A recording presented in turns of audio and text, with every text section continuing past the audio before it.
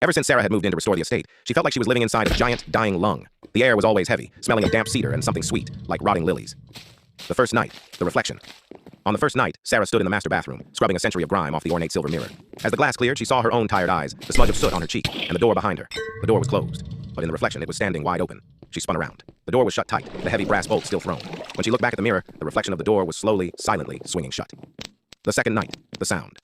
Sarah woke at 3 a.m. to a rhythmic sound. Thump, drag, thump, drag. It was coming from the hallway. She gripped her flashlight, her heart hammering against her ribs like a trapped bird. She opened her bedroom door an inch. The hallway was empty, but the carpet, a deep, dusty crimson, bore a strange indentation, as if something heavy had just been pulled across it. She followed the trail. It led to the attic stairs. At the top of the dark staircase, she heard a faint, wet cough.